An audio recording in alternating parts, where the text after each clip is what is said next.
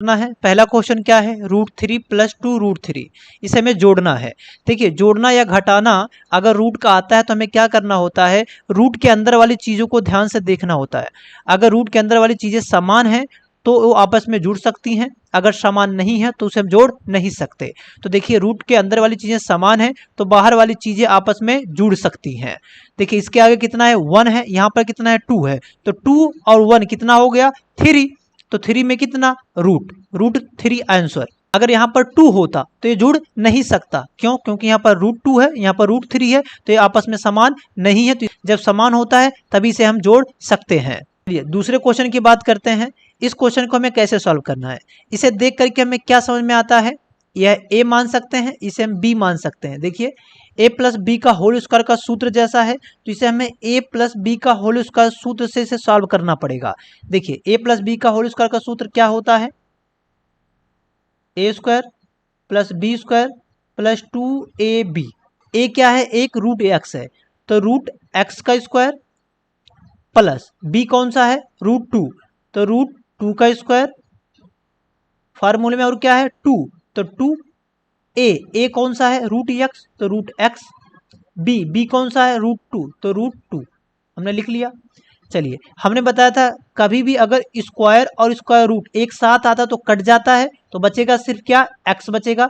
देखिए यहाँ पर भी स्क्वायर है, स्क्वायर रूट है, दोनों आपस में कट जाएंगे, तो बस क्या बचेगा, 2 प्लस यहाँ क्या बचा, 2। देखिए जब भी दो रूट एक साथ आते हैं तो एक अंदर दोनों गुणा हो जाते हैं, तो क्या हो जाएगा, x × 2। तो थोड़ा अच्छे से लिए हमने 2x लिख दिया, बात तो वही है। क्या अब इसे हम सॉल्व कर सकते हैं, जी नहीं, अब ये सॉल्व नहीं हो सकता, ये हमारा आंसर हुआ। क्या हमें ऐसे क्वेश्चन आ सकते हैं, जब भी क्वेश्चन हमें फिजिक्स में कहीं भी आता है तो अगर इस रूप में वो देता है तो अंत तक वो सॉल्व कहीं ना कहीं हो जाता है। अब हम नेक्स्ट क्वेश्चन की बात करते हैं, इसे हम कैसे सॉल्व करेंगे। देखिए एक रूट है, रूट के अंदर 3 इंटू रूट के अंदर 9 है। ऐसे क्वेश्चन जब भी आए तो हमें रूट के अंदर जो सबसे छोटा वाला चीज है उस पे जाना है। देखिए √9 का आंसर हमें पता है क्या, हाँ पता है, कितना होता है, 3 होता है। तो देखिए रूट को ऐसे आप उतार लो, 3 इंटू √9 का आंसर में कितना पता है, 3। क्यों, क्योंकि 3 इंटू 3, देखिए कैसे 9 को हम क्या लिख सकते हैं, 3 इंटू 3, तो 3 इंटू 3 में से पेयर बना तो पेयर से एक निकलता है तो 3 आएगा। तो बताइए √9 की जगह पे हम क्या लिख सकते हैं, 3, तो हमने 3 लिख दिया। अब बताइए फिर पेयर बना, जब फिर पेयर बना तो एक ही बाहर आएगा, तो हमारा सिर्फ क्या निकलेगा, 3। ए रूट क्या हो जाएगा, रूट हट जाएगा, तो हमारा आंसर कितना आया, 3। चलिए अब नेक्स्ट क्वेश्चन की बात करते हैं। नेक्स्ट क्वेश्चन भी हमारा ऐसे ही है। देखिए इसमें हमें ट्राई करना है कि सबसे छोटा कौन सा है। देखिए सबसे छोटा ये वाला पार्ट है, पहले इसे हम सॉल्व करेंगे।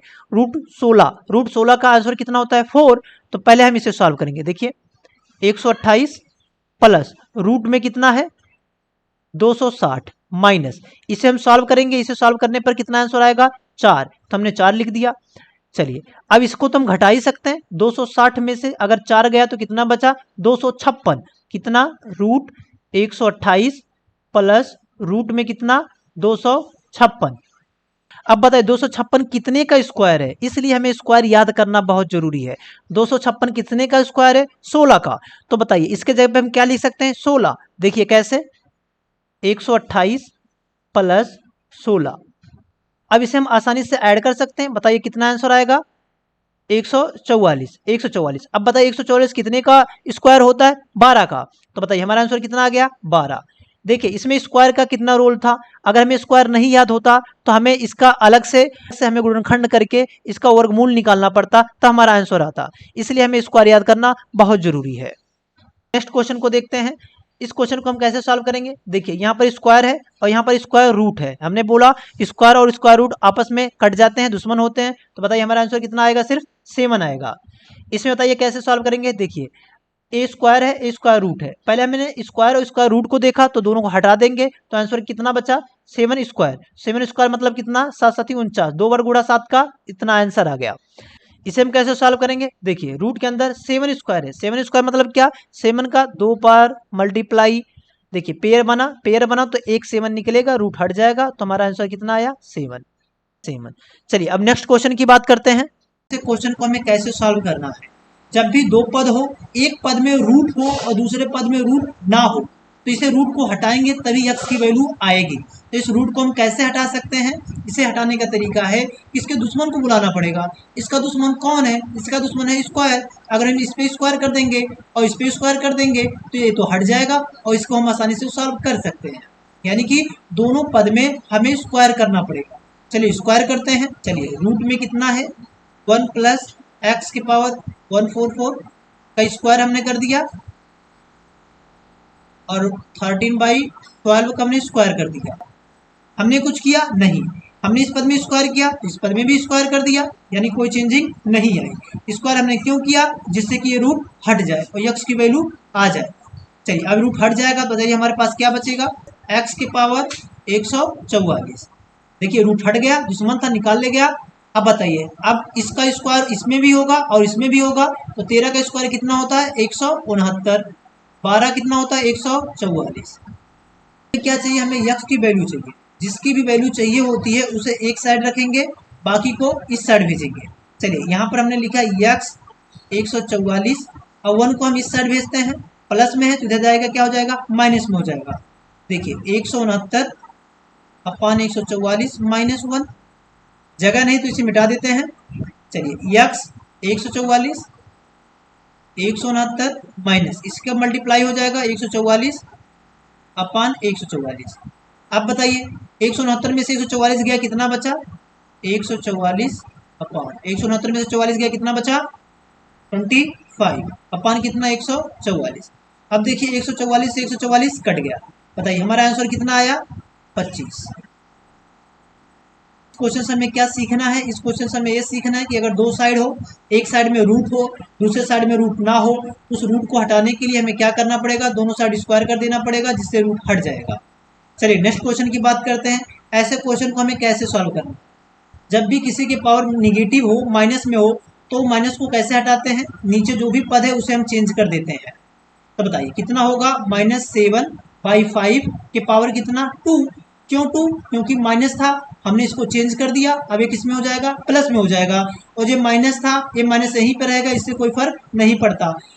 प्रयास हमें ये करना है कि जो भी माइनस हो, जैसे यहाँ पर माइनस नीचे है ना, तो हर एक माइनस को हमें ऊपर ले जाना पड़ता है। अब इसे हम कैसे सॉल्व करेंगे? देखिए 2 बार है तो 2 बार गुणा होगा। -7/5 इंटू -7/5 कैसे सॉल्व करेंगे? माइनस माइनस क्या हो जाएगा? प्लस हो जाएगा। जब भी मल्टीप्लाई में माइनस माइनस होता है तो क्या हो जाता है? प्लस हो जाता है। तो लिखेंगे नहीं। 7 इंटू 7 कितना? 49 और 5 इंटू 5 कितना? 25। ये हमारा आंसर हो गया। ऐसे क्वेश्चन हमें कैसे सॉल्व करने हैं? जब भी माइनस नीचे हो तो उसे हम ऊपर ले जाने का प्रयास करते हैं। 2 बार है तो 2 बार गुणा करेंगे। देखिए माइनस को हमने ऊपर ले गया, नीचे 5 कर दिया, स्क्वायर है तो 2 बार -7/5। इसका आंसर कितना आएगा? माइनस माइनस प्लस हो जाएगा। 7 इंटू 7 कितना? 49। 5 इंटू 5 कितना? 25। ये हमारा आंसर हो गया। चलिए इस क्वेश्चन की बात करते हैं। इस क्वेश्चन में हमें यक्स का वैल्यू निकालना है। यक्स की वैल्यू कितनी होगी? अब देखिए यहाँ पर 5 की घाते इतने सारे हैं। हमने बोला था जो भी बेस है, बेस अगर समान है तो आपस में जो घात होते हैं वो जुड़ जाते हैं। बताइए कैसे जुड़ेंगे? 6 3 9 9 4 13, तो 5 की पावर कितना? 13। अब देखिए नीचे भी बेस समान है तो ये जुड़ जाएंगे। बताइए कितना हो जाएगा? 5 की पावर कितना हो जाएगा? 8 3 11। चलिए बराबर 5 पावर x। अब हम क्या करेंगे? अब देखिए 5 की पावर 13 है, 5 की पावर 11 है, यानी नीचे का जो बेस है समान है। देखिए समान है तो जो एक घात है ऊपर जाके घट जाता है। ये रूल जो होता है मैंने बता रखा है इसके बारे में। बताइए कितना हो जाएगा? 5 की पावर 13 माइनस 11 बराबर 5 पावर x। अब बताइए कितना आंसर आया? 13 में से 11 गया 2, तो 5 की पावर 2, 5 की पावर यक्स। हमें किसकी वैल्यू चाहिए? यक्स की वैल्यू चाहिए। देखिए यहाँ पर काफी इंपॉर्टेंट चीज आती है। काफी बार मैथ में आपको ऐसी चीजें मिलेगी। जब भी हमें यक्स की वैल्यू देखना है तो यक्स के सामने देखो कौन है? 2।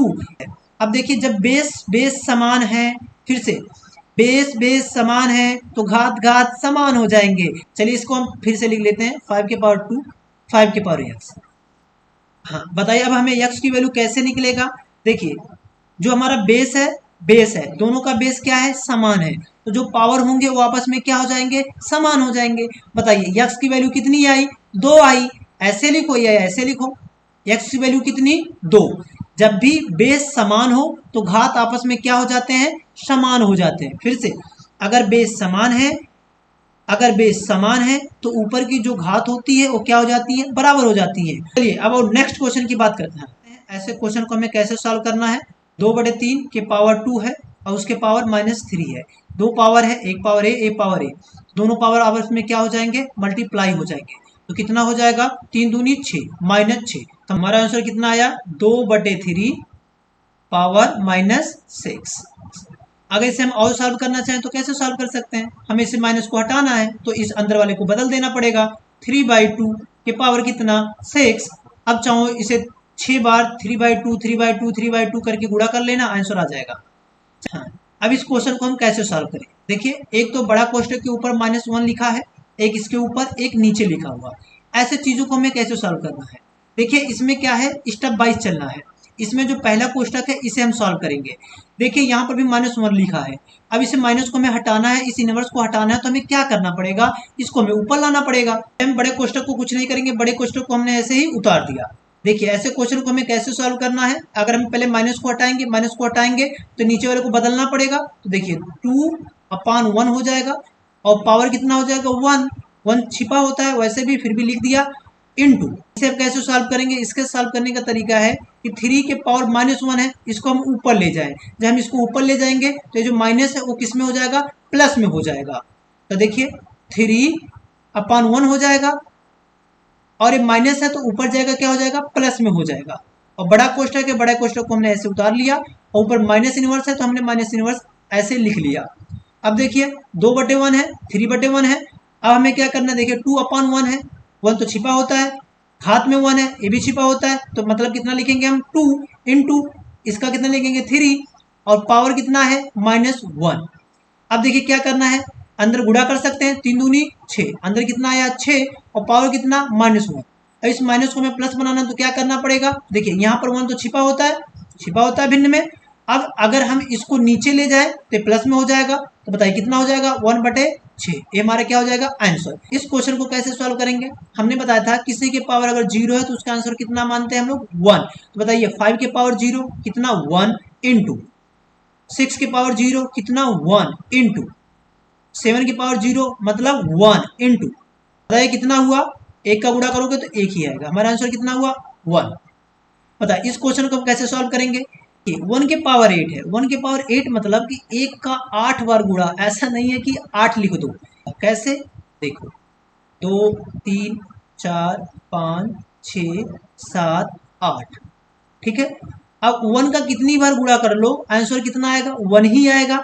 देखो इंटू 3 के पावर 0, 3 के पावर 0 का मतलब कितना, किसी के पावर 0 होता तो आंसर कितना था, 1। अब देखिए 1 के पावर कितनी बार गुणा है, 9 बार है, तो कितनी बार 1 का गुणा कर लो, आंसर कितना आएगा, 1 ही आएगा। तो हमारा आंसर कितना होगा, इसका 1 होगा। क्वेश्चन की बात करते हैं, इस क्वेश्चन को हमें कैसे सॉल्व करना है, यहाँ ध्यान दें। देखिए 2 के पावर x-5 है, यहाँ 64 है। अब हमें x की वैल्यू निकालनी है, किसकी वैल्यू निकालनी है, x की वैल्यू निकालनी है। देखिए जब भी हमें x की वैल्यू निकालनी हो और वो घात के रूप में हो, पावर के रूप में हो, तो हमें प्रयास करना है तो जो दूसरा वाला पद हो उसको इस वाले बेस के आधार पे बनाने का ट्राई करना है, जिससे कि घात घात सेम हो जाएगा तो हम घात घात का तुलना कर लेंगे और जो बेस होगा वो हट जाएगा। देखिए कैसे, 2 के पावर x-5 ऐसे लिखा। अब ये 64 को क्या हम 2 के रूप में लिख सकते हैं क्या, हाँ लिख सकते हैं। कैसे, देखिए 64 को 2 दूनी 4 दूनी 8 दूनी 16 दूनी 32 दूनी 64, कितनी बार, 1 2 3 4 5 6 बार। देखिए 2 के पावर x-5 अपान x-5 बराबर 2 के पावर कितना 6 है तो 6 लिख दिया। इससे क्या हुआ, इससे ये हुआ कि जो ए बेस था और इसका जो बेस था, आधार था, दोनों सेम हो गया।